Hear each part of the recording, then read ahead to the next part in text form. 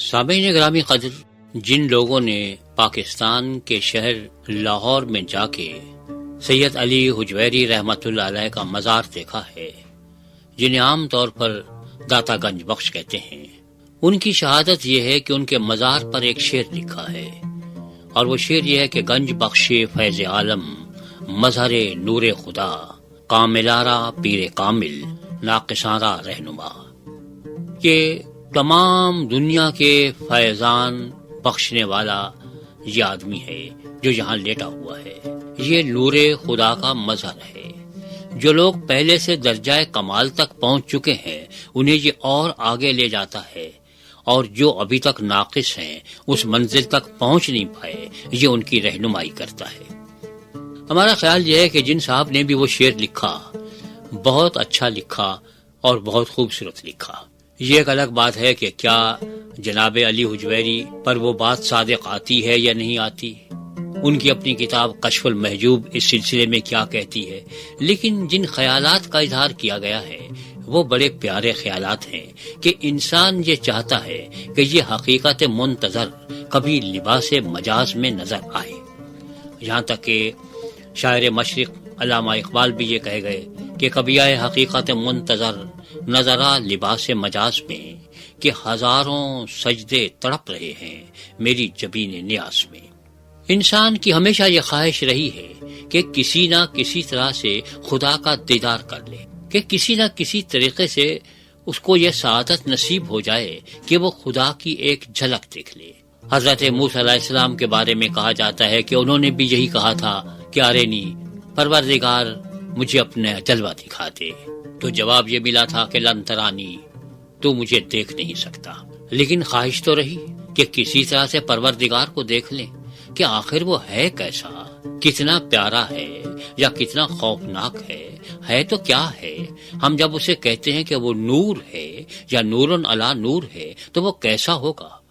ذرا تھوڑی سی دیر کے لیے اس بات پہ غور فرمائیے کہ جب ہم خدا کو نور کہتے ہیں یا نورن علی نور کہتے ہیں تو ہماری مراد کیا ہوتی ہے؟ ہماری مراد قطعاً یہ نہیں ہوتی کہ جس طرح سے 7 رنگ مل کے ایک سفید رنگ بنتا ہے اور اسے ہم روشنی کہتے ہیں، خدا 7 رنگوں کا مجموعہ ہے، یہ ہمارا تصور ہوتا نہیں ہے، کیونکہ خدا مرکب نہیں ہے، خدا آمیزہ نہیں ہے۔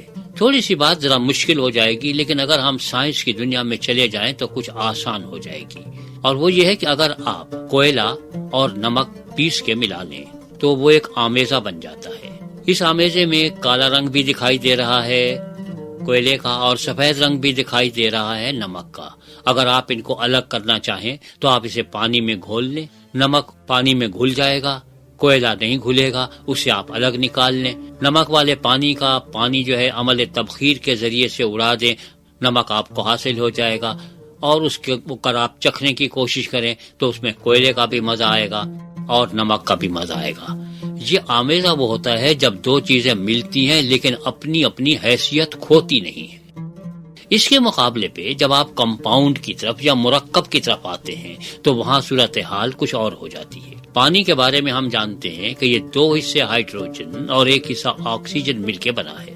ہائیڈروجن خود جلتی ہے، آکسیجن جلنے میں مدد دیتی ہے، لیکن پانی جو ہائیڈروجن اور آکسیجن کا مرکب ہے نہ جلتا ہے نہ جلنے میں مدد دیتا ہے، بلکہ جلتی ہوئی چیز کو بجھا دیتا ہے۔ اب اس کے اثرات بالکل الگ ہو گئے ہیں۔ اسی طرح سے اگر آپ 2 حصے ہائیڈروجن لے لیں، 1 حصہ سلفر یا گندھک لے لیں، 4 حصے آکسیجن لے لیں اور ان کو ملا لیں تو گندھک کا تیزاب بن جاتا ہے۔ سلفر یا گندھک کو آپ جیب میں لے کے پھریں، آپ کی صحت پہ کوئی اثر نہیں پڑتا، کاغذ پہ رکھ لیں کوئی فرق نہیں پڑتا، مٹھی میں تھام لیں فرق نہیں پڑتا، پانی میں لوگ ڈالتے ہیں جراثیم مارنے کے لیے، وہ اپنی جگہ پر رہتا ہے۔ ہائیڈروجن جلتی ہے، آکسیجن جلنے میں مدد دیتی ہے، لیکن جب ان کا ایک مرکب تیار ہو جاتا ہے اور وہ گندھک کا تیزاب یا سلفیورک ایسڈ بن جاتا ہے تو اب وہ جلانے لگتا ہے۔ اب وہ سلفر نہیں رہتا ہے، اب وہ ہائیڈروجن نہیں رہتا ہے، وہ آکسیجن نہیں رہتا ہے۔ تو خدا کی ذات کے بارے میں جب ہم نور کہتے ہیں تو ہمارا مطلب خدا نہ خاصہ یہ نہیں ہوتا کہ وہ 7 رنگوں کا مرکب ہے اور جو مل کے اپنی حیثیت کھو چکے ہیں اور اب سفید رنگ دکھائی دیتا ہے، بلکہ نور خدا سے ہماری مراد کچھ اور ہوا کرتی ہے، اور وہ ایک واضح حقیقت ہے کہ آپ روشنی کو کبھی دیکھ نہیں سکتے، اگر کوئی شخص یہ دعویٰ کرتا ہے کہ میں نے روشنی دیکھی ہے تو سب سے بڑا اور غلط دعویٰ کرتا ہے۔ آپ روشنی کو نہیں دیکھتے بلکہ جس چیز پر روشنی پڑتی ہے اس چیز کو دیکھتے ہیں۔ روشنی کبھی دکھائی نہیں دیتی، روشنی دوسری چیزوں کو منور کرتی ہے اور وہ چیزیں دکھائی دیتی ہیں۔ اس لیے جب ہم خدا کی ذات کے بارے میں کہتے ہیں کہ وہ نور خدا ہے تو ہمارا مطلب یہی ہوا کرتا ہے کہ خدا دکھائی نہیں دیتا ہے، لیکن جس کی ذات پر اثر انداز ہوتا ہے، جلوہ گر ہوتا ہے، اب وہاں پہ خدا دکھائی دینے لگ جاتا ہے اور وہ ذات ہمیں دکھائی دینے لگتی ہے۔ تو جب مظہر نور خدا کہتے ہیں تو اس کا مفہوم یہی ہوتا ہے۔ اب یہاں سوال یہ پیدا ہوتا ہے کہ انسان نے اس چیز کی ضرورت کیوں محسوس کی کہ اس کی ذات کا کوئی مظہر بھی ہونا چاہیے؟ اگر یہ نہ ہو تو کون سا فرق پڑتا ہے؟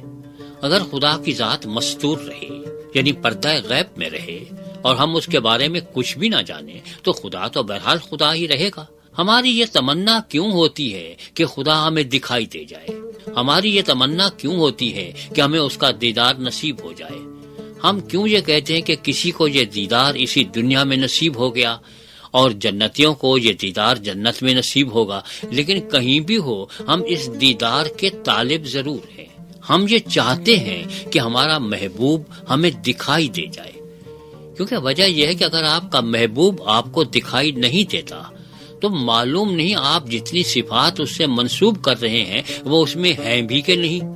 آپ سوچے بیٹھے ہیں کہ آپ کا محبوب دنیا کا خوبصورت ترین شخصیت ہے، لیکن ہو سکتا ہے وہ بدصورت ترین ہو، تو اس لیے آپ اس کا جلوہ دیکھنا چاہتے ہیں، آپ اسے خود پورا نہیں دیکھ سکتے۔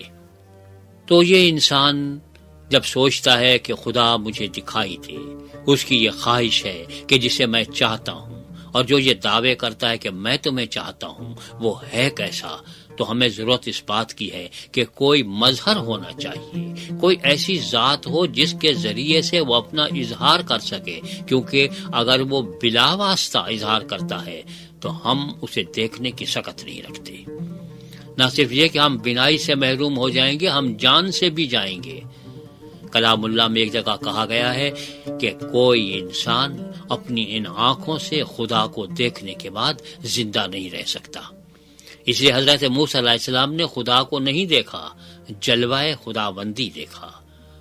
انہوں نے خدا کا دیدار نہیں کیا ڈائریکٹ، اگرچہ باتیں کی، سب کچھ ہوا، لیکن کوئی نہ کوئی وسیلہ تھا جس کے ذریعے سے یہ اظہار ہوتا رہا، اور کوئی مظہر وہاں بھی موجود تھا جس کے ذریعے سے مظہر یہ بات کر رہا تھا اور مظہر یہ بتا رہا تھا کہ میں کون ہوں۔ یہ تو ہوئی انسان کی خواہش۔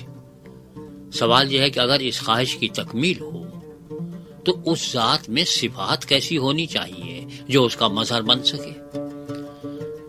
اگر ہم یہ چاہتے ہیں کہ ہم سورج کا پرتاؤ دیکھیں، ہم سورج کا عکس دیکھیں، تو اس کے لیے ہمیں آئینہ چاہیے، لیکن سورج کا عکس دیکھنے کے لیے اگر ہم کوئی اور چیز لے کے بیٹھ جائیں، کتاب لے کے بیٹھ جائیں، تو اس میں سورج کا عکس نہیں آئے گا، اس چیز کے اندر صلاحیت بھی ہو۔ تو اب سوال یہ پیدا ہوتا ہے کہ جس ذات کو ہم مظہر نور خدا کہہ رہے ہیں اس کے اندر صفات کیا ہونا چاہیے، کون کون سی خوبیاں ہونا چاہیے جن کی بنا پر وہ مظہر ٹھہر سکتا ہے، اور اگر وہ نہ ہو تو وہ مظہر نہیں بن سکتا۔ جب بھی کوئی مظہر ہوگا اس کے لیے یہ لازمی ہوگا کہ وہ کسی نہ کسی صفت کا اظہار کر سکے، لیکن ہم نے یہ دیکھا کہ تمام مظاہر میں ایک کمزوری ہے۔ سورج کو منعکس کرنے کے لیے جب ہم آئینہ استعمال کرتے ہیں تو صرف روشنی منعکس ہوتی ہے، گرمی منعکس نہیں ہوتی۔ جب ہم مہذب اجزاء استعمال کرتے ہیں تو گرمی منعکس ہوتی ہے لیکن روشنی منعکس نہیں ہوتی، تو کوئی کامل مظہر بنتا نہیں ہے۔ کامل مظہر وہ ہونا چاہیے جو روشنی بھی منعکس کر سکے اور گرمی بھی منعکس کر سکے۔ اب یہ مسئلہ یہی ہے کیونکہ آئینہ ہے، سورج نہیں۔ اسی طرح سے مہذب اجزاء ہے، سورج نہیں، تو پوری ذات کا اظہار کر نہیں پاتا۔ اگر یہ آئینہ کسی صورت میں آئینہ بھی ہوتا اور سورج بھی ہوتا، مہذب اجزاء بھی ہوتا اور سورج بھی ہوتا، تو پھر یہ اس کا کامل اظہار کر سکتا تھا۔ تو تو عقل کا تقاضا یہ ہے کہ اگر ہمیں مظہر نور خدا چاہیے تو ایسی ذات چاہیے جو نور بھی ہو اور بشر بھی ہو، تاکہ بشر ہونے کی حیثیت سے اس طرح سے منعکس کرے کہ ہم برداشت کر سکیں، اور نور ہونے کی حیثیت سے اسے کامل طور پر منعکس کر سکے اور ہم تک پہنچا سکے۔